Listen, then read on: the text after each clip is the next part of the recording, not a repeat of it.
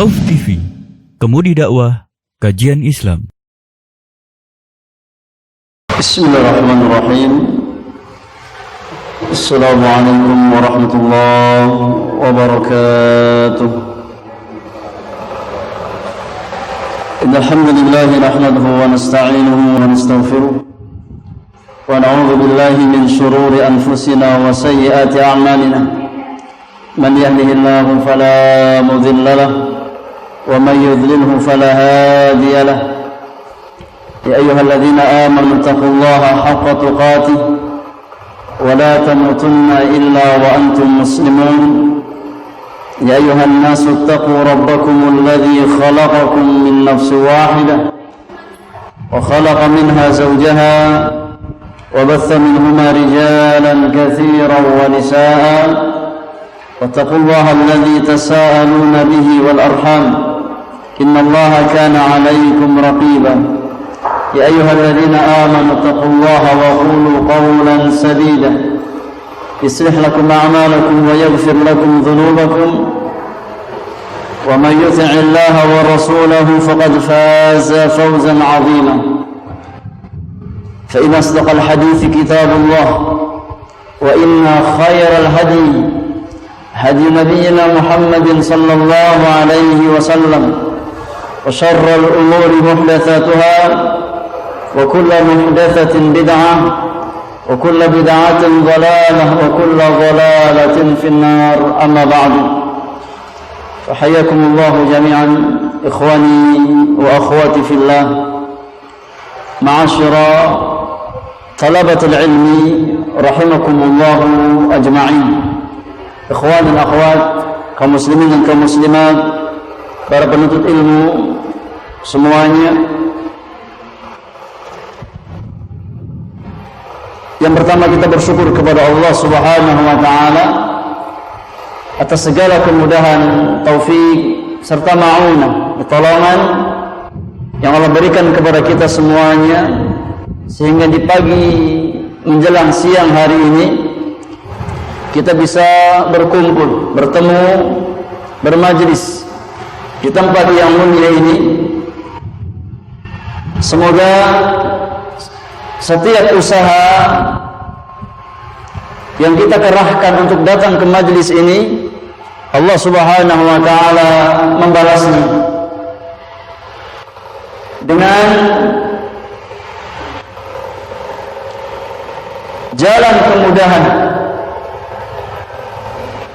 untuk istiqamah di atas jalan hidayah, di atas jalan iman dan Islam, di atas jalan sunnah Rasulullah sallallahu alaihi wasallam.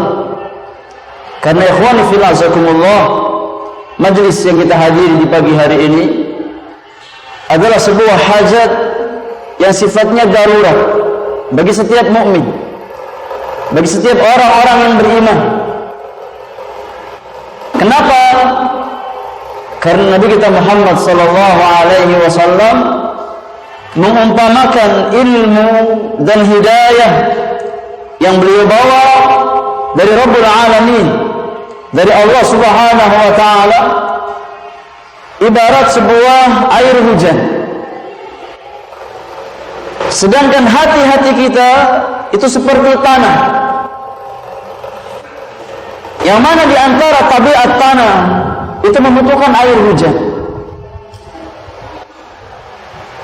Kata Nabi sallallahu alaihi wasallam, "Inna mathala ma ba'athani Allah bihi minal huda wal ilmi kamathali ghaithin asabat ardan." Kata Nabi yang mulia, sesungguhnya perumpamaan hidayah dan ilmu yang dengannya Allah Subhanahu wa taala mengutus diriku itu seperti ghaith, kamathali ghaithin. Ghaith yakni air hujan yang mengenai sebuah tanah, yang dengan air itulah tanah akan menjadi subur. Dan sadaqa Rasulullah sallallahu alaihi wasallam.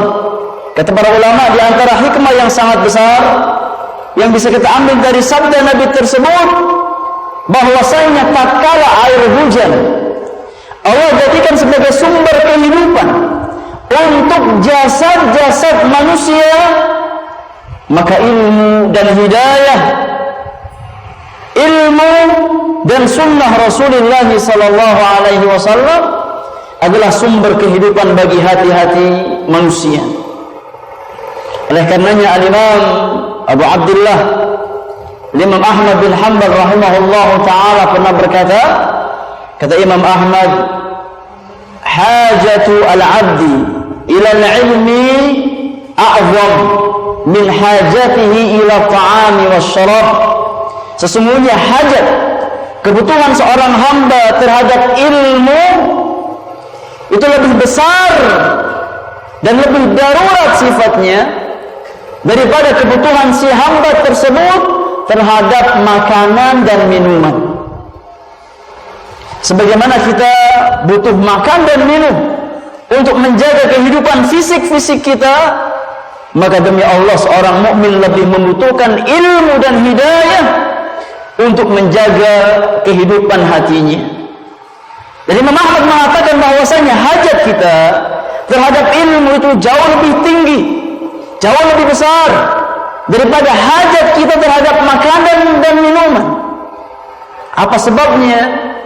Kata Imam Ahmad rahimahullah ta'ala, lianna hajatahu ila ta'ami wasyarab takfihi marratan aw marratain fil yawm. Karena hajat seseorang terhadap makanan dan minuman untuk menjaga keberlangsungan hidupnya, sekali cukup apa tidak? Dua kali cukup apa tidak? Cukup. Iya. Kalau kita bicara apa? Untuk menjaga kelangsungan hidup kita, untuk menjaga kelangsungan fisik kita agar tetap hidup, sekali makan dan sekali minum sehari cukup apa tidak? Cukup jamaah. Dua kali cukup apa tidak? Cukup. Iya. Kita apa nggak biasa? Apa kita nggak bicara kebiasaannya? Beda antara kebiasaan dengan apa? Dengan kebutuhan. Kalau kita bicara kebutuhan fisik kita untuk bertahan hidup, maka sekali kita makan, sekali kita minum dalam sehari cukup. Dua kali kita makan, dua kali kita minum cukup. Tapi kalau apa kita bicara kebiasaan, maka berbeda. Kenapa? Karena terkadang mungkin di antara kita dia biasa makan berapa kali sehari? Berapa kali sehari? Hah? Berapa kali sehari? Ini minimal jamaah. 3 kali sehari itu minimal. Ya. Kalau apa kita bicara kebiasaan kita. Kalau kita bicara hobi kita, maka mungkin masing-masing berbeda. Ada yang orang sehari itu makannya masya Allah bisa 5 kali sehari, bisa 7 kali sehari, bisa 9 kali sehari. Yang penting witir Pak Ustaz. Iya kan? Mau 3, mau 5, mau 7, mau 9, yang penting witir. Kan Allah suka yang apa? Allah suka yang witir, Allah suka yang ganjil. Kalau ada kajian pada subuh, biasanya apa? Habis kajian ada ya, ada nasi uduk, ada bubur kacang hijau, ada bubur ayam, macam-macam. Habis itu mau ada kajian duhani. Iya, agar kajiannya apa? Fokus, maka isi bensin dulu. Agar kajiannya apa? Kajiannya fokus dan benar, masya Allah. Di rumah apa? Full tank, diisi ya perutnya ya. Pas datang ngaji apa? Fokus. Ya, masya Allah, khusyuknya luar biasa. Benar. Iya. Jadi fokus sudah. Karena perutnya penuh. Tadi Ustaz nyampaikan apa? Wallahu a'lam bishawab. Saya dengar innal hamdalillah, kemudian terakhir subhanakallahumma wa bihamdika asyhadu an la ilaha illa anta. Ya, akhirnya pas masuk masjid salah baca doa. Harusnya baca doa masuk masjid, Allahumma ftah li abwaaba rahmatika. Dia baca doa apa? Bismika Allahumma amutu wa ahya. Masyaallah. Makanya ngajinya fokus. Ya. Selesai apa ngaji, sebelum pulang ke rumah mampir dulu. Ya, imma ke warung makan, imma ke tempat bakso, imma ke tempat mie ayam. Ya. Nyampe rumah apa? Baru makan siang. Jadi kalau kita bicara kebutuhan, maka sekali dua kali makan untuk menjaga konsistensi fisik kita cukup. Sedangkan ilmu, kata Imam Ahmad, wa amma hajatul 'abdi ilal ilmi fa bi'adadi anfasihi. Sedangkan hajat, kebutuhan seorang hamba terhadap ilmu, maka sesuai dengan jumlah hembusan nafasnya. Sebanyak kita bernafas, sebanyak itu pula kita membutuhkan ilmu dan hidayah. Makanya nggak cukup apa sekali, nggak cukup dua kali, tapi kebutuhan kita terhadap ilmu sejumlah hembusan nafas kita.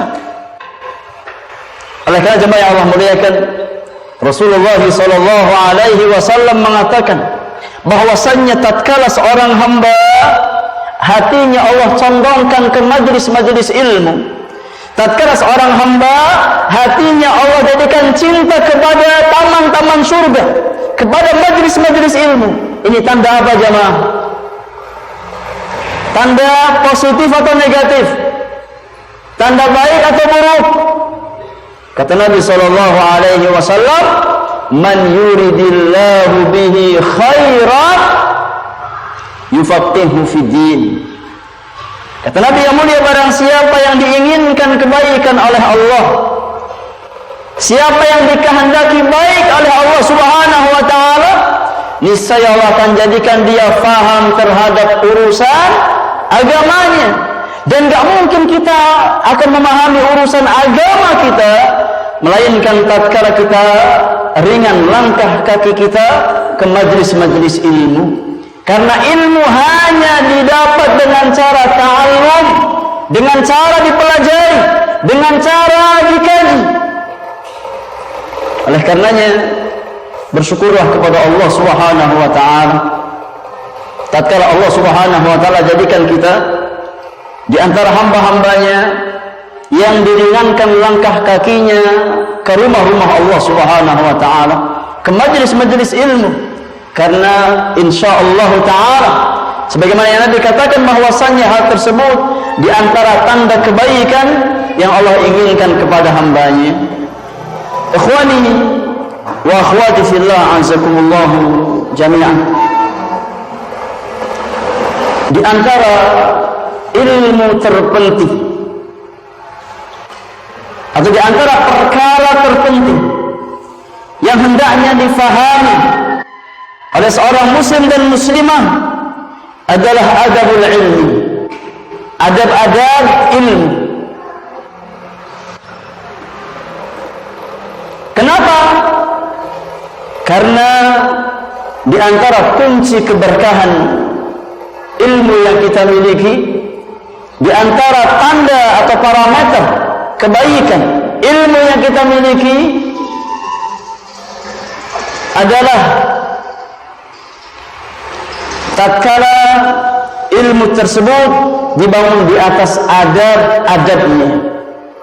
Karena ilmu itu punya adab, ilmu itu punya adab. Oleh karenanya di antara syiar ulama-ulama terdahulu adalah ucapan yang masyhur di kalangan para ulama, al-adabu qabla talabi. Al-adab qabla talab. Pentingnya menanamkan adab di dalam hati-hati kita sebelum kita belajar, sebelum kita talabul ilmu, sebelum kita datang ke majelis-majelis ilmu. Karena sekali lagi, tidak mungkin ilmu yang kita kaji, tidak mungkin ilmu yang kita miliki akan menjadi sumber keberkahan untuk diri-diri kita, akan menjadi ilmu yang bermanfaat untuk dunia dan akhirat kita, kecuali tatkala ilmu tersebut dibangun di atas pondasi adab-adab ilmu. Makanya jemaah yang Allah muliakan, Al-Imam Abdullah ibn al-Mubarak rahimahullah ta'ala pernah berkata, kata Imam Abdullah bin Mubarak, ta'allamtul adaba 30 sanatan. Ta'allamtul adab, aku mempelajari adab, yakni adab-adab ilmu. Bagaimana kita beradab di majelis ilmu, bagaimana kita beradab tatkala kita membawa ilmu, bagaimana kita beradab tatkala kita bersama orang-orang berilmu, bagaimana kita beradab tatkala kita mengajarkan ilmu, semuanya ada adabnya. Kata Imam Ibnu Mubarak, ta'allamtul adaba 30 sanatan. Aku belajar tentang adab selama 30 tahun lamanya. Itulah kaum salaf. Aku belajar tentang adab selama 30 tahun lamanya. Wa ta'allamtul ilma 20 sanatan. Dan aku belajar tentang ilmu setelah itu 20 tahun lamanya. Oleh karenanya hajat seorang hamba terhadap adab-adab ilmu itu sangat-sangat besar. Maka ikhwani fillah a'azakumullah ajma'in, karena pentingnya permasalahan tersebut, dengan taufik dari Allah Subhanahu wa taala, dengan ma'unah pertolongan serta taisir kemudahan yang Allah berikan, ana berusaha untuk meringkas sebuah kitab yang sangat-sangat bermanfaat, yang berbicara tentang adab-adab ilmu. Itu sebuah karya yang sangat fenomenal, yang sangat besar. Kitabul Ilmi, buah karya Fadilatul Syekh Al-Allamah Faqihuz Zaman Muhammad ibn Salih Al-Utsaimin rahimahullahu ta'ala, yang di awal-awal saya mengajarkan kitab tersebut kurang lebih sekitar tahun 2013 atau 2012 kepada para penuntut ilmu. Nah, dan saya dapatkan kitab tersebut adalah kitab yang sangat berfaedah, yang mengajarkan tentang rambu-rambu adab-adab ilmu. Oleh karenanya, dalam rangka mendekatkan substansi atau kandungan dari kitab tersebut, saya mohon pertolongan kepada Allah Subhanahu wa taala untuk meringkasnya, untuk meringkas kitab tersebut. Maka alhamdulillah di tahun ini Allah berikan saya taufik untuk menyelesaikan ringkasan tersebut. Sebuah risalah sederhana yang saya berikan judul Mukhtasar Kitabil Ilmi, atau ringkasan. Mukhtasar itu artinya ringkasan. Mukhtasar Kitabil Ilmi atau ringkasan kitab Al-Ilm, yang saya ringkas dari kitab Al-Ilm, buah karya Fadilatul Syekh Muhammad ibn Salih Al-Utsaimin rahimahullahu ta'ala. Dan alhamdulillah sudah diterjemahkan ke dalam bahasa Indonesia oleh sahabat saya Ustaz Ahmad Milda LC hafizahullahu ta'ala. Jadi saya tulis kitab ini dalam rangka mendekatkan nasihat-nasihat para ulama agar menjadi zat bekal bagi kita semua di dalam meniti jalan ilmu. Dan ikhwani fillah jazakumullah, kitab mukhtasar ini saya mudahkan bahasanya agar bisa difahami oleh orang-orang pemula yang dia berusaha meniti jalan ilmu. Dan kalau antum perhatikan di kitab aslinya bahasa Arabnya, ini insya Allah mudah. Ya. Jadi tidak harus bisa bahasa Arab untuk bisa baca kitab ini. Karena alhamdulillah di antara misi saya tatkala meringkas kitab ini dengan bahasa asli, dengan bahasa Arab, adalah untuk memotivasi kaum muslimin agar mereka mencintai bahasa mereka, mencintai bahasa Al-Quran, mencintai bahasa sunnah Rasulullah sallallahu alaihi wasallam. Maka tatkala antum sudah bisa baca Al-Quran, insya Allah bisa baca kitab ini. Iya, kalau antum apa sudah bisa baca Al-Quran, insya Allah bisa baca kitab asli ini. Karena saya mudahkan apa dengan harokat, dengan dhabt. Jadi insya Allah mudah untuk dibaca. Ikhwani fillah wa akhwati fiddin, a'azzakumullahu ajma'in. Kita masuk ke pembahasan kitab kita atau materi kita dari Mukhtasar Kitabul Ilmi. Silahkan yang ada kitabnya dibuka. Kalau kitab aslinya halaman yang kedua, kalau di terjemahan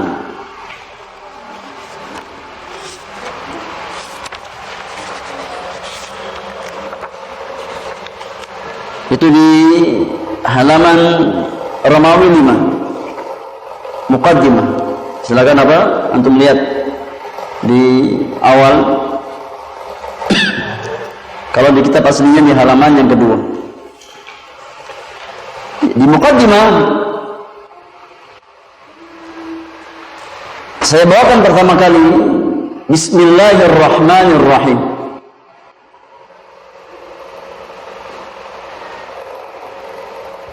Ikhwani wa akhwati fillah, jazakumullah. Para ulama kita tatkala mereka mengawali risalah mereka dengan Bismillahirrahmanirrahim, maka setidaknya ada 3 hal yang mendorong mereka, yang memotivasi mereka untuk mengawali tulisan mereka dengan Bismillahirrahmanirrahim. Jadi 3 hal yang mendorong para ulama untuk mengawali tulisan mereka dengan Bismillahirrahmanirrahim. Faktor yang pertama adalah iqtidaan bi kitabillah. Enggak ada di kitab, ini dicatat. Ini enggak ada di buku.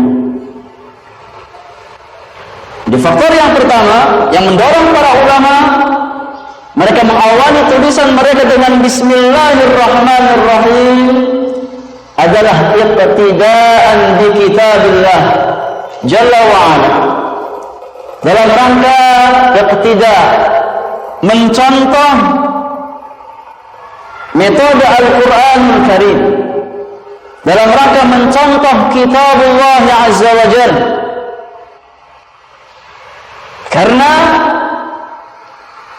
di antara metode Al-Qur'an itu diawali dengan Bismillahirrahmanirrahim.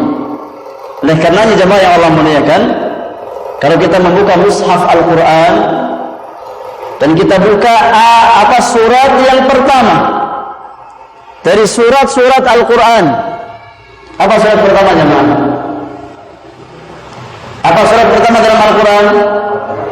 Surat Al-Fatihah atau Fatihatul Kitab atau Ummul Kitab. Kalau kita membaca surat pertama di dalam Al-Qur'anul Karim, kita akan dapatkan ayat pertama di surat yang pertama. Apa bunyinya? Bismillahirrahmanirrahim. Allah Subhanahu wa taala mengawali kitabnya dengan Bismillahirrahmanirrahim. Maka para ulama mereka ingin mencontoh di dalam tulisan mereka metode Al-Qur'anul Karim, maka mereka awali tulisan mereka dengan Bismillahirrahmanirrahim. Ini faktor yang pertama. Kemudian faktor yang kedua yang mendorong para ulama mengawali tulisan mereka dengan Bismillahirrahmanirrahim adalah ittiba'an li sunnati Rasulillah sallallahu alaihi wasallam, dalam rangka berittiba', dalam rangka mengikuti sunnah dari sunnah Rasulullah sallallahu alaihi wasallam. Karena di antara sunnah Nabi, baik sunnah qauliyah ataupun sunnah fi'liyah, amaliyah, adalah seseorang hendaknya dia mengawali perkara yang bermanfaat dengan Bismillahirrahmanirrahim. Di antara sunnah Rasulullah sallallahu alaihi wasallam. Di antara dalil dari poin yang kedua ini, yang pertama dari sunnah qauliyah adalah sebuah hadis yang dihasankan sanadnya oleh sebagian para ulama seperti Syekh Abdul Aziz Ibn Baz rahimahullah ta'ala dan Imam Ibn Salah rahimahullah ta'ala, di mana Rasulullah sallallahu alaihi wasallam bersabda, kata Nabi yang mulia, kullu amrin dzibal lam yubda fihi bi bismillah fahuwa abtar. Kullu amrin dzibal lam yubda fihi bi bismillah fahuwa abtar. Kata Nabi yang mulia, setiap perkara yang memiliki nilai kebaikan di sana yang tidak diawali dengan bismillah, dengan menyebut nama Allah Subhanahu wa taala, maka dia akan terputus. Fahuwa abtar, maka dia akan terputus. Apa makna yang terputus di sini? Maknanya kata para ulama, ay maqtu'ul barakah, akan terputus dari keberkahan. Seseorang tidak akan diberikan keberkahan oleh Allah Subhanahu wa taala dalam aktivitas kebaikan yang dia lakukan tatkala dia tidak mengawalinya dengan bismillahirrahmanirrahim. Ini sunnah qauliyah. Adapun sunnah fi'liyah dari perbuatan Nabi sallallahu alaihi wasallam, maka Nabi sallallahu alaihi wasallam tatkala beliau mengirimkan surat kepada raja-raja dunia, mendakwahkan mereka kepada Islam, maka Nabi sallallahu alaihi wasallam mengawali surat tersebut dengan bismillahirrahmanirrahim. Ini sunnah fi'liyah perbuatan Nabi. Nabi awali suratnya dengan tulisan bismillahirrahmanirrahim, min Muhammadin Abdillahi wa rasulihi ila fulan wa fulan. Bismillahirrahmanirrahim, dari Muhammad, hamba dan utusan Allah kepada Raja Fulan dan Raja Fulan. Jadi Nabi sallallahu alaihi wasallam mengawali risalahnya, mengawali suratnya dengan bismillahirrahmanirrahim. Maka para ulama kita tatkala mereka menulis risalah, menulis tulisan, menulis kitab-kitab mereka awal dengan bismillahirrahmanirrahim. Dalam rangka apa ya kawan? Dalam rangka ittiba', mengikuti sunnah Rasulullah sallallahu alaihi wasallam. Ini yang keberapa? Yang kedua. Kemudian faktor yang ketiga yang mendorong para ulama untuk mengawali tulisan mereka dengan bismillahirrahmanirrahim adalah talaban lil auni wal barakati minallah subhanahu wa ta'ala. Mereka mengawali tulisan mereka dengan bismillahirrahmanirrahim, talaban, dalam rangka meminta, dalam rangka memohon, talaban lil aun, dalam rangka minta pertolongan, wal barakah, dan minta keberkahan kepada siapa? Kepada Allah Subhanahu wa ta'ala. Jadi tatkala seseorang mengawali aktivitas dengan bismillahirrahmanirrahim, maka maknanya dia sedang minta pertolongan kepada Allah, sedang minta keberkahan kepada Allah Subhanahu wa ta'ala, agar amal yang dia kerjakan atau aktivitas yang dia lakukan diberikan kemudahan oleh Allah dan diberikan keberkahan oleh Allah Subhanahu wa ta'ala. Makanya jemaah yang Allah muliakan, huruf ba, huruf pertama di dalam kata bismillahirrahmanirrahim, ya, jadi kata bismillahirrahmanirrahim, huruf pertamanya huruf apa? Huruf apa? Huruf ba. Pada kata bismillahirrahmanirrahim, huruf pertama penyusunnya adalah huruf ba, bi, huruf ba.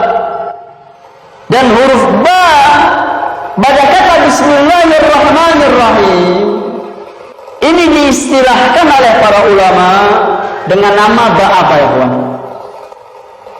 Ba apa namanya? Alumnus bahasa Arab. Itu alumnus apa alumni? Dari wajah-wajahnya kayaknya alumnus bahasa Arab. Mungkin sebagian alumni bahasa Arab. Apa nama huruf ba? Pada kata Bismillahirrahmanirrahim. Apa? Huruf jar, Masya Allah. Ini alumnus nih. Masya Allah. Barakallahu fiik. Pak Bagi, barakallahu fiik. Sahih, huruf jar. Itu namanya. Tapi istilah. Ya, huruf jar itu banyak. Ada ba, ada ala, ada fi, ada ila, ada la. Tapi ada nama yang lebih spesifik untuk huruf ba pada kata Bismillahirrahmanirrahim. Ba apa namanya? Ba apa namanya? Ba'ul isti'anah. Huruf ba di sini pada kata Bismillahirrahmanirrahim itu namanya ba'ul isti'anah. Ba yang berfungsi untuk isti'anah, minta pertolongan. Jadi huruf ba pada kata Bismillahirrahmanirrahim itu namanya yang kata para ulama adalah ba'ul isti'anah.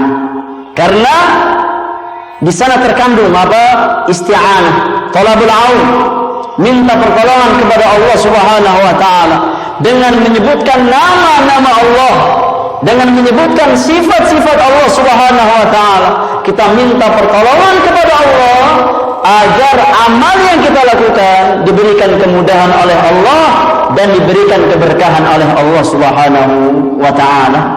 Dan ikhwani fillah wa akhwati fi din azakumullah, perlu kita camkan bersama bahwasanya di antara karakter yang paling mendasar yang wajib dimiliki oleh orang-orang beriman itu karakter isti'anah.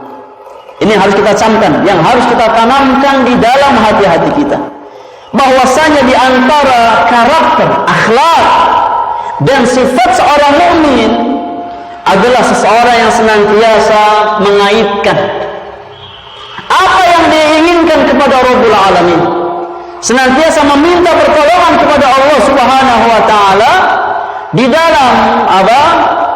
Usahanya untuk mendapatkan maslahat atau selamat dari keburukan.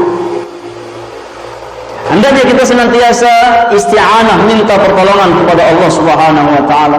Orang-orang beriman itu tidak pernah mendahulukan akalnya, mendahulukan kecerdasannya, mendahulukan kekuatan fisiknya, mendahulukan kekuatan finansialnya tatkala dia ingin mendapatkan kebaikan dunia ataupun akhirat, tidak. Tapi yang pertama kali apa? Yang pertama kali dia usahakan adalah minta pertolongan kepada Allah Subhanahu wa taala. Ini karakter orang-orang beriman. Jadi yang dia andalkan pertama kali itu bukan dirinya, bukan kekuatan fisiknya, bukan kekuatan hartanya, bukan kecerdasan otaknya. Tapi yang pertama kali dia andalkan adalah kekuatan Ar-Rahman, kekuatan Ar-Rahim.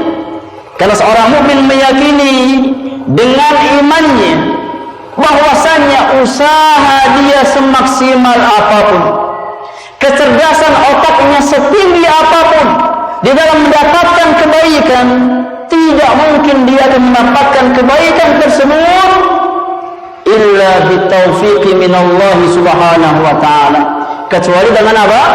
Dengan taufik, dengan kemudahan yang Allah berikan kepada dirinya. Gak ada faedah usaha kita, gak ada faedah ikhtiar kita semaksimal apapun kalau seandainya tidak diberikan kemudahan oleh Allah Subhanahu wa ta'ala. Dan itu makna dari kalimat yang sering kita dengar dan sering kita ulang dengan lisan-lisan kita tatkala kita mengatakan la haula wala quwwata illa billah. tidak ada daya, tidak ada upaya, tidak mungkin kita mendapatkan kebaikan, tidak mungkin kita selamat dari keburukan illa billah, kecuali dengan taufik dan pertolongan Allah Subhanahu wa ta'ala. Di antara dalil yang menunjukkan karakter yang mulia ini, karakter isti'anah, adalah firman Allah Subhanahu wa ta'ala di dalam surat Al-Baqarah ayat yang ke-153, di mana Allah Subhanahu wa ta'ala berfirman memanggil hamba-hambanya yang beriman. Kata Allah Subhanahu wa ta'ala, ya ayyuhalladzina amanu ista'inu bis-sabri was-salati innallaha ma'as-sabirin. Untuk perhatikan di awal ayat Allah gunakan uslub nida, kayak bahasa panggilan. Dan yang Allah panggil di antara hamba-hambanya itu orang-orang khusus. Gak semua hamba Allah panggil, tapi yang Allah panggil hanyalah orang-orang yang memiliki sifat iman. Maka Allah katakan, ya ayyuhalladzina amanu, wahai orang-orang beriman. Dan sering kita ulang di majelis-majelis kita, bahwasanya tatkala kita membaca Al-Quran atau membaca ayat dalam Al-Quranul Karim, yang di sana Allah mengawali ayatnya dengan panggilan keimanan, dengan nidaul iman, dengan firman-Nya ya ayyuhalladzina amanu, maka kembalikan kepada kaidah yang diajarkan oleh sahabat Nabi yang mulia yang bernama Abdullah bin Mas'ud radhiyallahu taala anhu. Apa kata Ibnu Mas'ud radhiyallahu anhu? Kata beliau, kata Ibnu Mas'ud, "Idza sami'tumullaha 'azza wa jalla yaqulu fi kitabihi ya ayyuhalladzina amanu fa'ar'u sam'akum." Kata Ibnu Mas'ud, apabila kalian mendengar, idza sami'tum, tatkala kalian mendengar Allah Subhanahu wa taala berfirman di dalam ayatnya, di dalam kitabnya dengan panggilan keimanan ya ayyuhalladzina amanu, maka persiapkan pendengaran kalian. Fa'ar'u sam'akum, persiapkan pendengaran kalian untuk memahami makna ayat tersebut. Kenapa? Kata Ibnu Mas'ud, fa inna ma jaa ba'dahu imma khairun tu'maruna bihi aw syarrun tunhauna anhu. Karena setelah panggilan iman tersebut pasti ada satu dari dua hal. Ini kaidah jamaah. Setiap kali kita membaca Al-Qur'anul Karim dan di awal ayat disebutkan panggilan keimanan, maka praktekkan kaidah tersebut. Jadi kata Ibnu Mas'ud, setiap ayat yang diawali dengan panggilan keimanan, maka setelahnya pasti ada satu dari dua hal. Yang pertama, imma ada kebaikan yang ingin Allah perintahkan kita dengannya. Yang kedua, atau setelahnya ada keburukan yang Allah ingin melarang kita darinya. Jadi setelah apa panggilan iman, itu isinya pasti imma perintah, imma larangan. Dan ini kaidah sekali lagi. Setiap ayat yang diawali dengan panggilan keimanan ya ayyuhalladzina amanu, maka setelahnya imma perintah, imma larangan. Kalau ada kebaikan, maka pasti ada perintah untuk mendapatkan kebaikan tersebut. Kalau ada keburukan, maka Allah ingin kita larang dari keburukan tersebut agar kita tidak terkena keburukan. Di sini Allah katakan ya ayyuhalladzina amanu ista'inu. Perintah atau larangan jamaah? Ista'inu. Perintah atau larangan?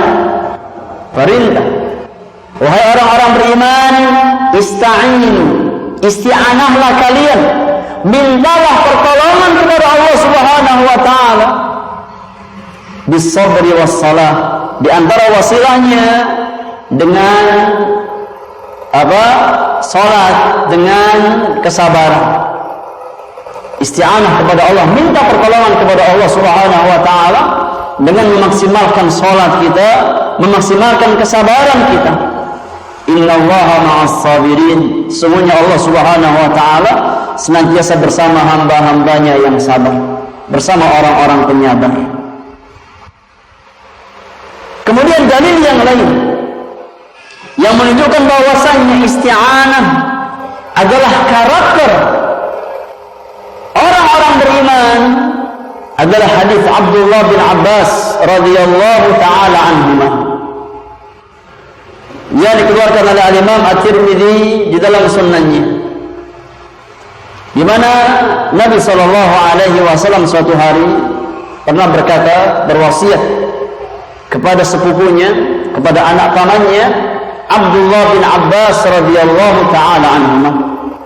Di antara wasiat yang Nabi sampaikan kepada Ibnu Abbas, kata Nabi yang mulia, "Idza sa'alta fas'alillah." Wahai gulam, wahai anak kecil, wahai Ibnu Abbas, tatkala engkau minta sesuatu, maka mintalah kepada Allah Subhanahu wa taala. Tatkala engkau meminta sesuatu, ada keinginan untuk mendapatkan sesuatu, maka hendaknya yang pertama kali engkau ketuk pintunya adalah Rabbul Alamin. Idza sa'alta fas'alillah. Tatkala engkau minta, maka mintalah kepada Allah Subhanahu wa taala. Wa idza ista'anta fasta'in billah. Dan tatkala engkau minta pertolongan, maka mintalah pertolongan hanya kepada Allah Subhanahu wa taala. Ini akhlak jamaah yang Nabi tanamkan kepada kaum muslimin. Hendaknya seorang hamba senantiasa mengaitkan hatinya kepada Allah Subhanahu wa taala. Inilah iman, inilah akidah, inilah tauhid yang hendaknya senantiasa kita tanamkan di dalam hati-hati kita dan hati keluarga kita. Karena tauhid itulah jalan kebaikan seorang hamba di dunia wal akhirah.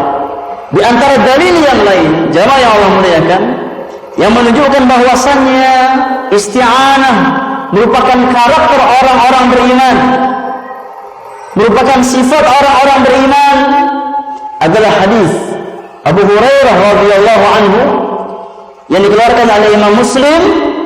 Rasulullah sallallahu alaihi wasallam bersabda, kata Nabi yang mulia, ihris ala ma yanfa'uka wasta'in billah wa la ta'jaz. Kata Nabi yang mulia, ihris, bersungguh-sungguhlah, ala ma yanfa'uk, bersungguh-sungguhlah untuk mengejar, untuk mendapatkan sesuatu yang bermanfaat bagi dirimu, baik dalam perkara dunia kita, terlebih dalam perkara akhirat kita. Hendaknya kita bersungguh-sungguh di dalam mendapatkan sesuatu yang mendatangkan kemaslahatan, kebaikan untuk kehidupan dunia dan akhirat kita. Gak boleh jadi orang yang jadi orang yang malas. Karena al-kasal, kemalasan, itu bukan karakter orang-orang beriman. Karakter seorang mukmin adalah al-hirs, kesungguhan, bekerja keras di dalam mendapatkan sesuatu yang bermanfaat bagi dirinya, imma untuk kehidupan dunia kita, terlebih untuk kehidupan akhirat kita. Namun Nabi mengajarkan kita, tatkala kita bersemangat untuk mengejar kebaikan dunia dan akhirat kita, gak cukup hanya dengan modal semangat. Gak cukup seorang mukmin di dalam mengajar sesuatu yang bermanfaat bagi dirinya hanya mengandalkan semangatnya, itu gak cukup. Kata Nabi yang mulia, wasta'in billah, dan mintalah pertolongan kepada Allah Subhanahu wa taala. Karena semangat sekuat apapun, semangat semaksimal apapun, kalau seandainya kita tidak ditolong oleh Allah, tidak mungkin kita mendapatkan kebaikan. Gak mungkin. Nah, oleh karena sekali lagi, hendaknya kita menggabungkan ikhtiar yang maksimal, usaha yang maksimal, kesungguhan di dalam apa? Mencari perkara-perkara yang bermanfaat dengan tawakal kepada Allah, dengan isti'anah, minta pertolongan kepada Allah Subhanahu wa ta'ala. Itulah akhlak dan karakter seorang mukmin. Kemudian ikhwani fillah wa akhwati fid din azakumullah, setelah bismillahirrahmanirrahim, berkata penulis ghafarallahu lahu wa liwalidayhi di muqaddimah, alhamdulillahi rabbil alamin wa bihi nasta'inu ala umuri dunya waddin, wassalatu wassalamu ala man ba'athahu Allah rahmatan lil alamin, nabiyyina Muhammadin wa ala alihi wa sahbihi ajma'in wa man tabi'ahum bi ihsanin ila yaumiddin, amma ba'du. Kata penulis, alhamdulillahi rabbil alamin, segala puji hanya bagi Allah Subhanahu wa ta'ala, Rabbul alamin, Rabb semesta alam. Jamaah yang Allah muliakan, alhamdulillah. Apa itu makna alhamdulillah? Apa makna alhamdulillah?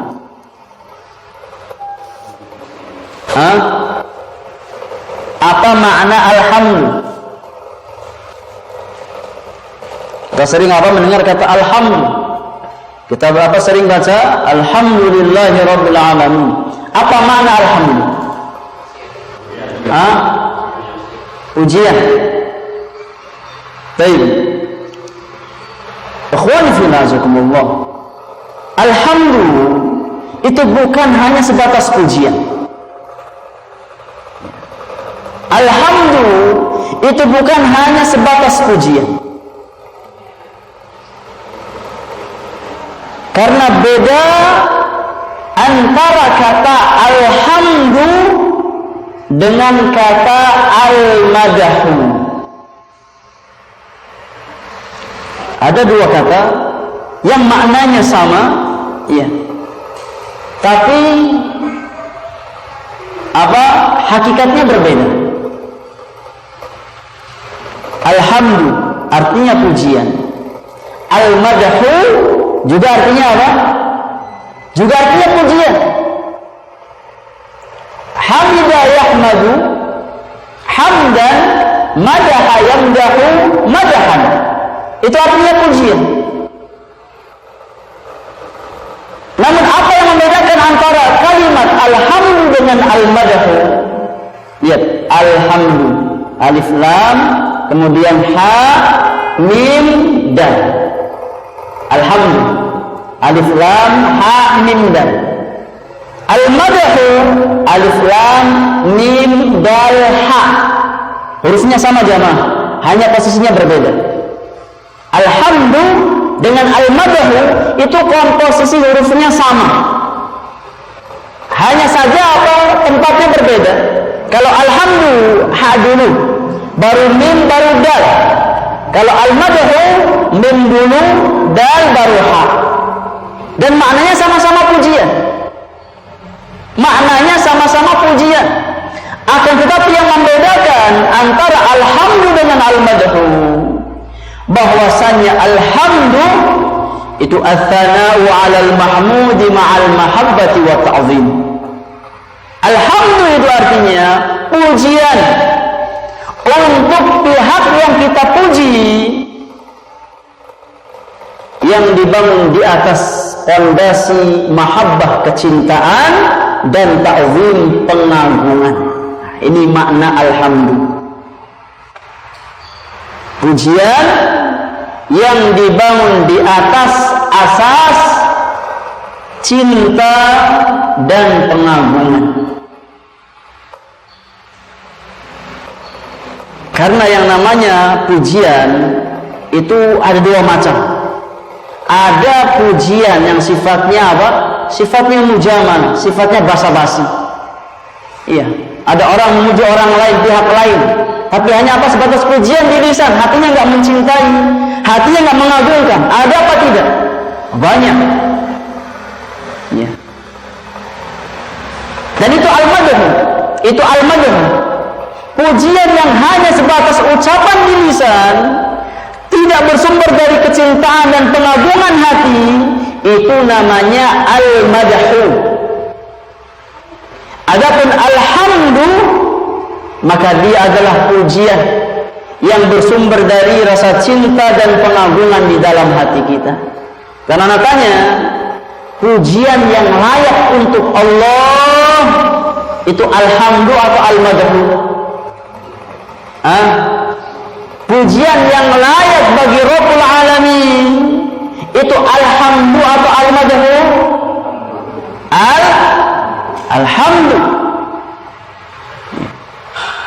Makanya kita tidak pernah dapatkan di dalam ayat Al-Qur'anul Karim ada satu ayat yang bunyinya al-madhu lillahi rabbil alamin. Ada apa tidak? Enggak ada. Yang ada apa? Alhamdulillahi rabbil alamin. Ya. Karena memang alhamdu itulah pujian yang layak bagi Allah Subhanahu wa taala. Kalau seandainya kita nih ada orang muji kita, iya, tapi sebatas apa? Ucapan lisan, hatinya nggak cinta sama kita, hatinya nggak mengagumkan kita, iya. Kira-kira kita nyaman apa tidak? Nggak nyaman. Apalagi Rabbul Alamin, walillahil mathalul a'la. Kalau seandainya pujian yang sifatnya sebatas ucapan di lisan nggak layak bagi manusia, apalagi bagi Rabbul Alamin, apalagi bagi Allah Subhanahu wa ta'ala. Itu mana alhamdu jamaah? Alhamdu artinya apa? Pujian yang dibangun di atas asas kecintaan dan pengagungan terhadap pihak yang kita puji. Dan alhamdu itulah pujian yang layak bagi Allah Subhanahu wa ta'ala. Makanya sekali lagi tidak pernah kita dapatkan di dalam nas Al-Quran ataupun sunnah Rasulullah sallallahu alaihi wasallam tatkala berbicara tentang pujian bagi Allah itu dengan kalimat al-madh, itu enggak ada. Yang ada adalah kalimat alhamdu. Ayat kedua surah Al-Fatihah apa bunyinya? Ayat kedua surah Al-Fatihah apa bunyinya? Al-madhu lillah atau alhamdulillah? Alhamdulillahi rabbil alamin. Para penghuni surga tatkala mereka masuk ke dalam surga, mereka memuji Allah Subhanahu wa ta'ala dengan nikmat surga. Apa yang mereka ucapkan? Wa qalu alhamdulillahilladzi hadana li hada wa ma kunna linahtadiya laula an hadana Allah. Yang mereka ucapkan adalah alhamdulillah. Karena sekali lagi memang alhamdu itulah pujian yang layak bagi Allah Subhanahu wa ta'ala. Antum faham? Kata alhamdu maknanya? Jadi alhamdu bukan hanya sebatas pujian. Alhamdu adalah pujian yang dibangun di atas asas mahabbah dan ta'zim kepada Allah Subhanahu wa ta'ala. Kata penulis, alhamdulillahi rabbil alamin. Segala puji bagi Allah Subhanahu wa ta'ala, Rabb semesta alam, Rabb seluruh alam, baik alam malaikat, baik alam jin, baik alam manusia, alam hewan, alam tumbuhan. Rabbnya satu, itu Allah Subhanahu wa ta'ala. Jadi semua alam, baik alam di dunia nyata ataupun di dunia gaib, itu Rabbnya satu, Allah Subhanahu wa ta'ala. Wa bihi nasta'inu ala umuri dunya wad din, dan hanya kepada Allah kita beristi'anah di dalam perkara dunia dan agama kita. Hanya kepada Allah kita memohon pertolongan untuk mendapatkan kemudahan, untuk mendapatkan keberkahan dalam urusan dunia dan agama kita. Dan sudah kita jabarkan tadi tentang makna isti'anah, dan kita sebutkan bahwasanya isti'anah ini di antara karakter yang sangat mendasar yang wajib dimiliki oleh seorang mukmin, oleh orang-orang beriman. Kemudian Kata penulis, wassalatu wassalam ala man ba'athahu Allahu rahmatan lil alamin. Salawat dan salam semoga tercurahkan kepada sosok manusia yang Allah utus sebagai rahmat bagi seluruh alam. Siapa beliau? Nabiina Muhammadin sallallahu alaihi wasallam. Itu Nabi kita Muhammad sallallahu alaihi wasallam. Wa ala alihi. Begitu pula untuk keluarga beliau.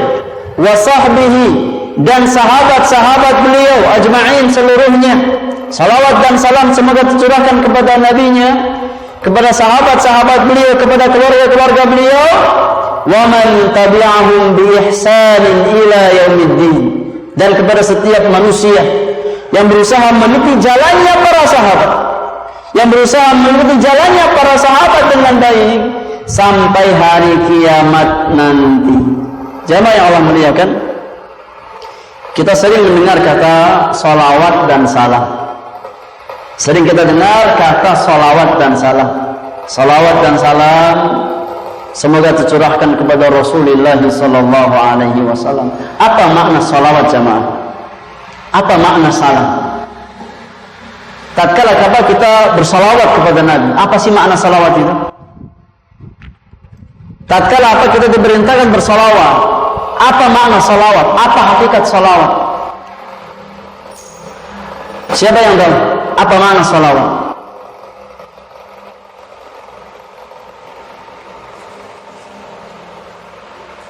Ada yang tahu makna salawat? Ya?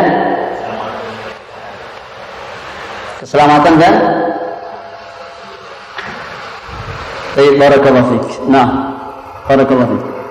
Ada yang lain? Kita sering mendengar kata salawat, kita sering menyampaikan kata salawat. Apa makna salawat? Harus paham. Harus paham. Seorang mukmin harus paham. Apa makna alhamdu, apa makna salawat, apa makna salam. Harus paham. Salawat, kata para ulama, itu ada dua sisi. Salawat itu ada dua sisi. Sisi yang pertama, tatkala salawat tersebut datang dari sisi Al-Khaliq,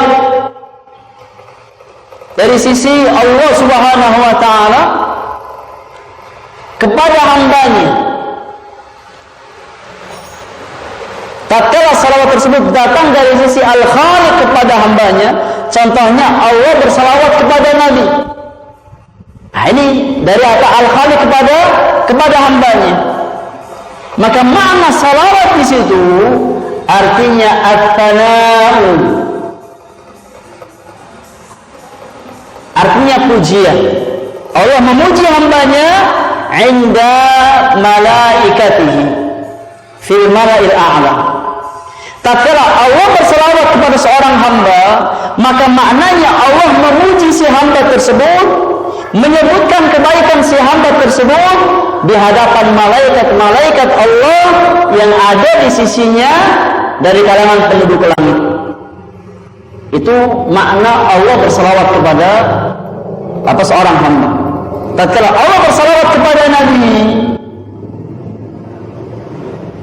maka maknanya Allah menyanjung nabinya, Allah memuji nabinya di hadapan malaikat-malaikat yang ada di sisi Allah Subhanahu wa taala. Jamaah yang Allah muliakan, Allah bersalawat kepada Nabi apa tidak? Allah bersalawat kepada Nabi apa tidak? Bersalawat jamaah. Allah bersalawat kepada Nabi sallallahu alaihi wasallam. Ada nas Al-Qur'anul Karim yang akan kita bacakan nanti. Jadi tatkala salawat tersebut datang dari sisi Al-Khaliq kepada hambanya, maka maknanya adalah pujian dan sanjungan.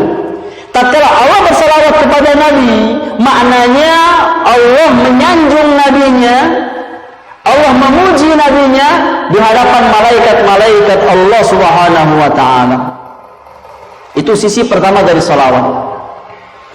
Adapun dari sisi yang kedua, tatkala salawat tersebut datang dari sisi hamba, kita sebagai umat Nabi bersalawat kepada Nabi, maka maknanya berbeda.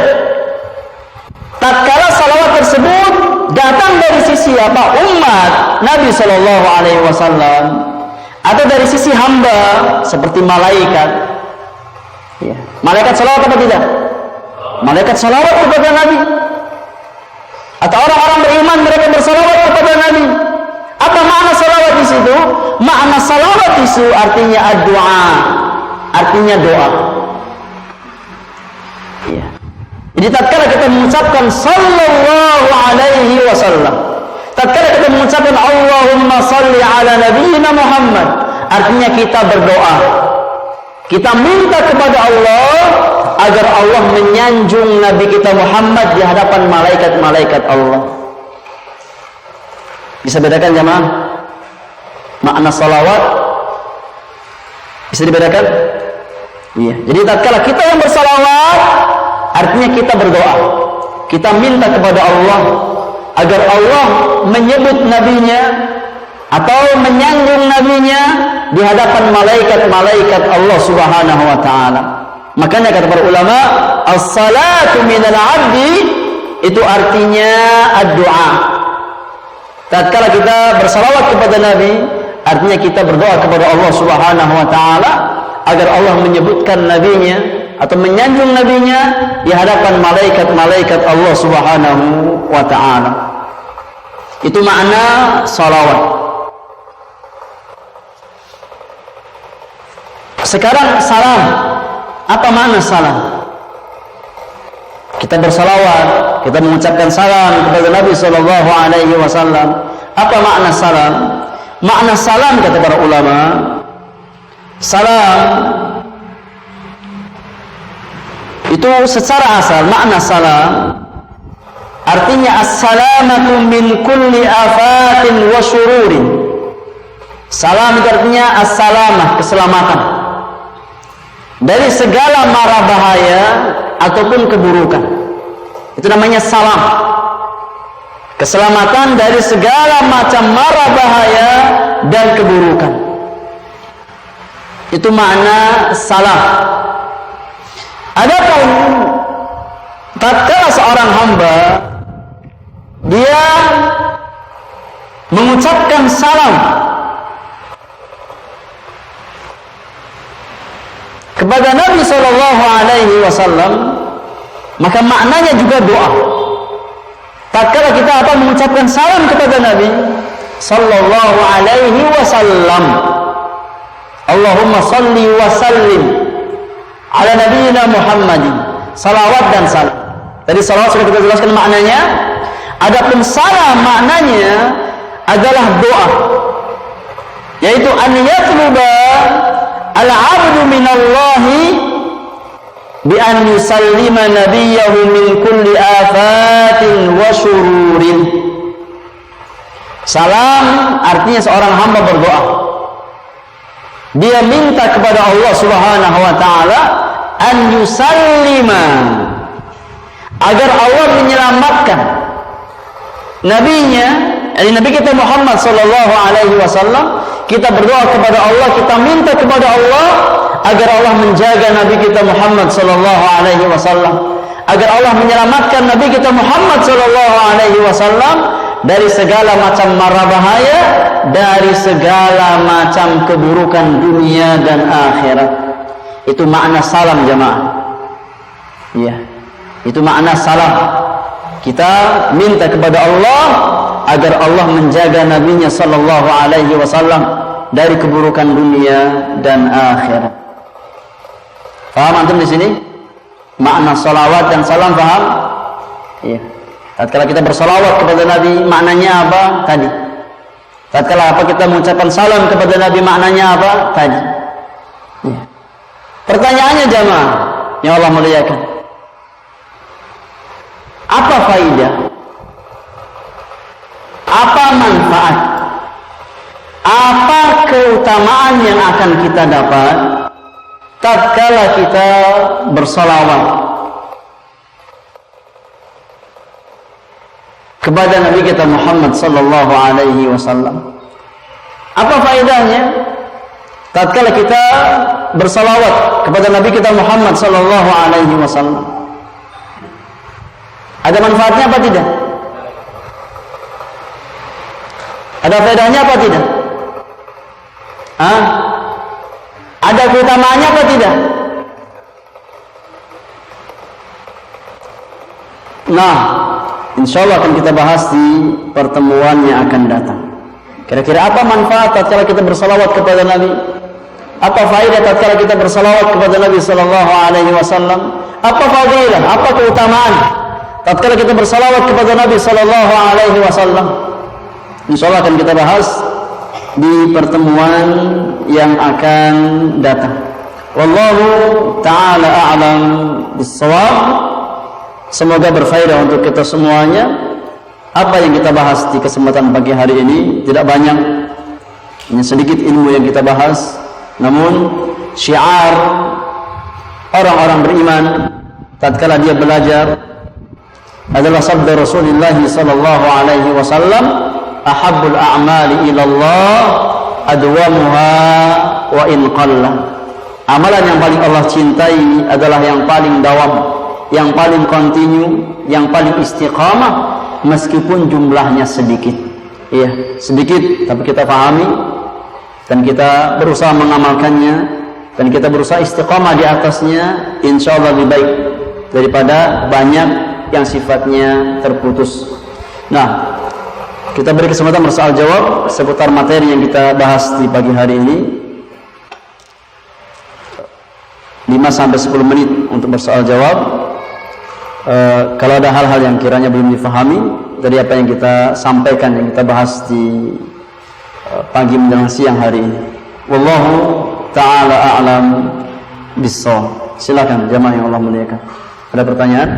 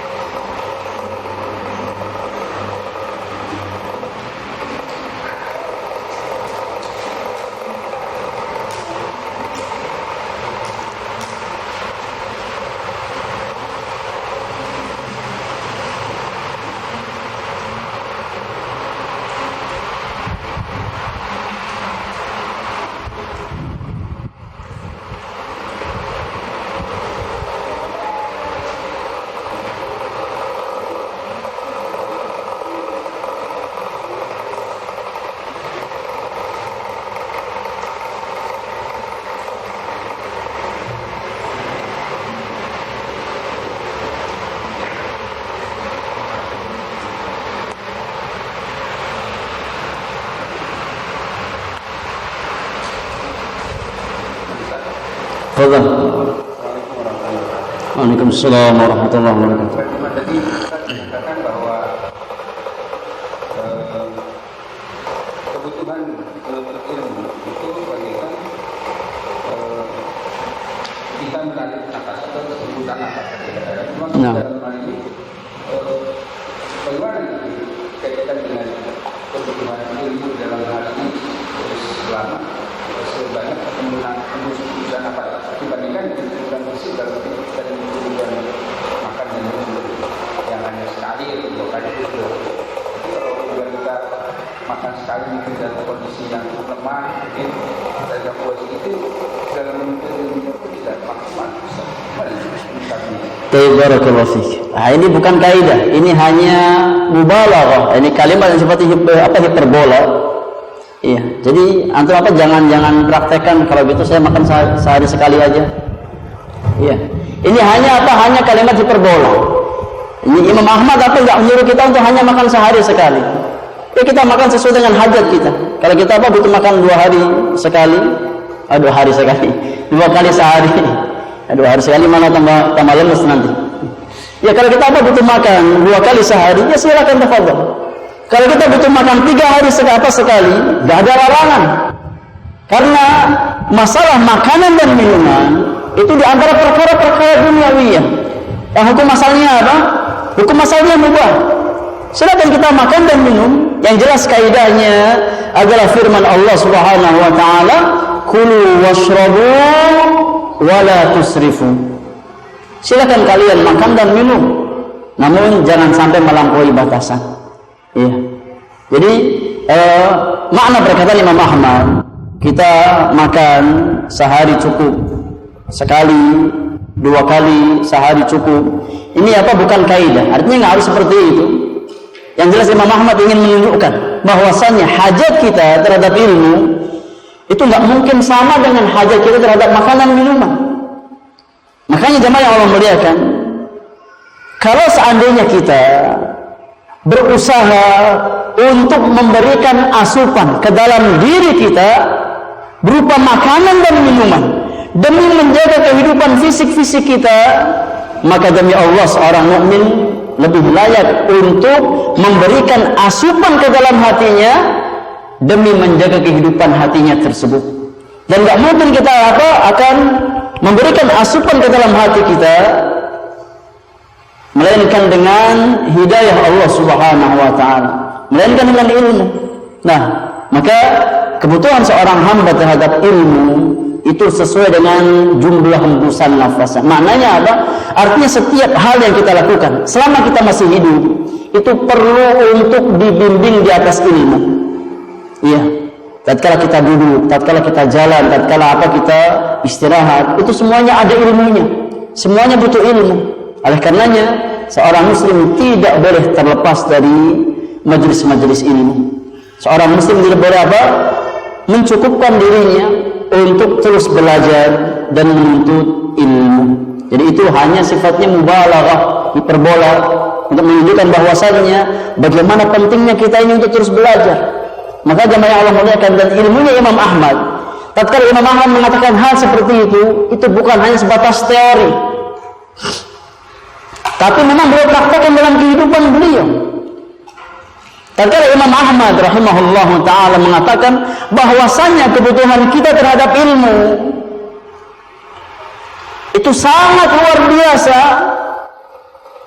bukan hanya sebatas teori yang beliau ucapkan dengan lisannya, tapi langsung beliau praktekkan dalam apa kehidupan beliau. Makanya antum tahu Imam Ahmad itu jumlah hafalan hadisnya berapa jemaah? Berapa jumlah hadis yang Imam Ahmad hafal? Ada Imam Ahmad di sini? Berapa jumlah hadis Imam Ahmad yang berhafal? Alfi hadis. Alfi hadis. 1 juta hadis Imam Ahmad hafal. Bukan hanya matanya, tapi dengan sanadnya, jalur periwayatan hadisnya. Siapa di antara antum yang hafal hadisnya seperti Imam Ahmad?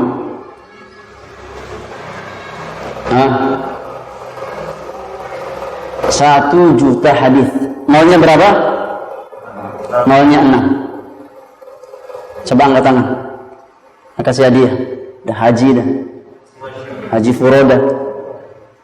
Kita bawa sapi satu nih. Siapa yang hafal hadisnya seperti Imam Ahmad? 1 juta hadis. Pak Joko siap ngasih sapi insyaallah. Subhanallah jamaah. Jangankan nolnya 6. Udah nggak usah pakai nol juga kayaknya kok. Coba satu saja hadis yang kita hafal dengan sanadnya. An fulan, an fulan, an fulan, an fulan. Qala Rasulullah sallallahu alaihi wasallam kadza wa kadza. Ada apa tidak? Subhanallah. Ya. Imam Ahmad meskipun beliau hafal 1 juta hadis. Kata Imam Muhammad bin Ismail As-Sa'id, kata beliau, kuntu ma'abi di Baghdad. Suatu hari aku bersama ayahku di Baghdad. Famarra bi Ahmad ibn Hanbal. Maka Imam Ahmad lewat di hadapan kami di Baghdad. Beliau berlari bersama para penuntut ilmu sambil membawa kedua sandal beliau di jinjing di tangannya. Beliau berlari bersama para penuntut ilmu. Maka diambillah bajunya Imam Ahmad oleh ayahku dan ditanya oleh ayahku, kata Imam Muhammad bin Ismail As-Sa'id, ya Aba Abdullah, ala tastahi ila mata tasma'ul hadis? Wahai Imam Ahmad, apakah kamu nggak merasa malu? Sudah jadi imam tapi masih lari-lari sama penuntut ilmu, belajar. Sampai kapan kau akan mencari hadis? Sampai kapan kau akan menuntut ilmu, wahai Imam Ahmad? Apa kata Imam Ahmad? Ilal maut, sampai datang kematian. Karena memang mereka adalah orang-orang yang paling paham bahwasanya hajat seorang hamba terhadap ilmu itu sangat luar biasa besarnya. Tidak boleh kita merasa cukup dengan ilmu-ilmu yang kita miliki. Wallahu a'lam. Jadi nggak harus ya, Pak Bowo, nggak harus makan sehari sekali. Kalau antum butuh 2 kali silahkan, nggak terlarang. Kalau antum butuh makan 3 kali nggak terlarang. Ya, yang jelas takarannya jangan melampaui batasan. Itu kaidah yang sifatnya umum di dalam agama kita. Silahkan makan dan minum apa yang bisa kita makan dan minum, selama itu halal dan baik bagi kita, maka tidak ada masalah. Nah, dengan catatan tidak berlebihan. Allahu a'lam.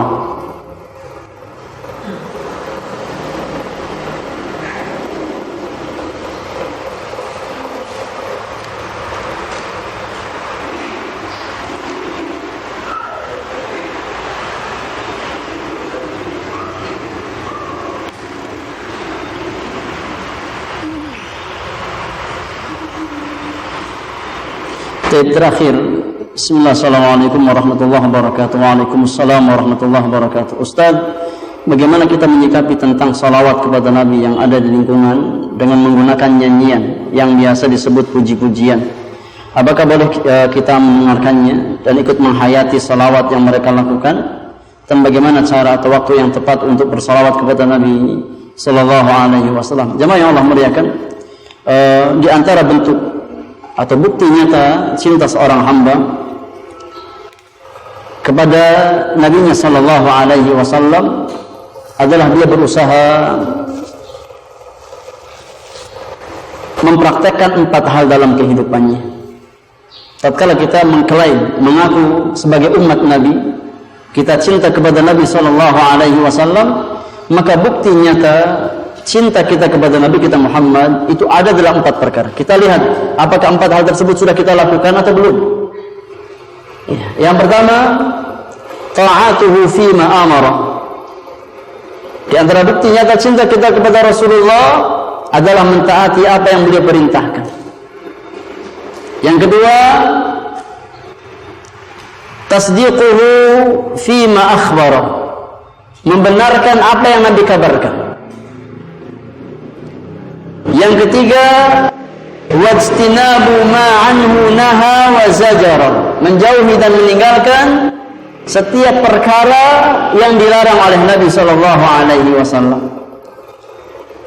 Kemudian yang keempat, wa alla yu'badallahu illa bima syara'ah. Di antara bukti nyata cinta seorang hamba kepada Nabi adalah hendaknya dia beribadah kepada Allah Subhanahu wa taala dengan apa yang Nabi syariatkan.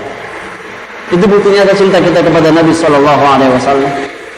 Kita beribadah kepada Allah dengan syariat yang dituntunkan oleh Rasulullah Sallallahu Alaihi Wasallam. Maka sekarang apa tinggal kita terapkan? Apakah salawat-salawat tersebut sesuai dengan yang Nabi contohkan? Kalau seandainya na'am, maka amalkan. Kalau seandainya keluar dari syariat Nabi Sallallahu Alaihi Wasallam, maka tidak layak bagi kita untuk mengamalkannya. Nah, karena kaidah mengatakan bahwasannya al-iqtisadu 'ala sunnah khairun min al-ijtihad fil bid'ah. Bersikap sederhana namun di atas sunnah, di atas tuntunan Nabi sallallahu alaihi wasallam itu lebih baik bagi seorang hamba daripada dia bersungguh-sungguh dalam perkara-perkara yang tidak ada tuntunannya dari Nabi sallallahu alaihi wasallam. Ini bersikap sederhana. Namun amalan kita ada contohnya, ada tuntunannya, lebih baik bagi seorang mukmin daripada dia bersungguh-sungguh beramal namun dalam perkara-perkara yang tidak Nabi sallallahu alaihi wasallam tuntunkan. Nah, jadi silakan ditimbang. Apalagi salawat-salawat yang sampai kepada perkara-perkara yang sifatnya kesyirikan kepada Allah Subhanahu wa taala, maka perkara tersebut sifatnya kontradiktif. Dia ingin apa? Menyanjung nabinya, mencintai nabinya, tapi dia terjatuh ke dalam perkara yang dibenci oleh Nabi sallallahu alaihi wasallam. Dan salawat itu sudah ada tuntunannya. Nabi sudah apa? Sudah ajarkan kita bagaimana kita bersalawat kepada Nabi sallallahu alaihi wasallam. Nah, adapun waktu-waktu yang terbaik kita bersalawat, insyaallah mungkin akan kita bahas di pertemuan yang akan datang. Ada tempat-tempat yang di sana sangat disukai seseorang untuk memperbanyak salawat atau mengucapkan salawat kepada Nabi sallallahu alaihi wasallam. Insyaallah akan kita bahas di pertemuan yang akan datang tatkala kita membahas tentang fadilah atau keutamaan bersalawat kepada Nabi sallallahu alaihi wasallam. Tapi ana rasa cukup untuk materi kita di hari ini. Apa-apa yang hak semata-mata taufik dari Allah Subhanahu wa taala, yang salah dan kurang karena kesalahan dan kekurangan ilmu saya miliki. Wassallallahu ala nabiyyina Muhammadin wa alihi wa sahbihi ajma'in. Wa akhiru da'wana alhamdulillahi rabbil alamin. Subhanakallahumma wa bihamdika asyhadu an la ilaha illa anta astaghfiruka wa atubu ilaik. Assalamualaikum warahmatullahi wabarakatuh.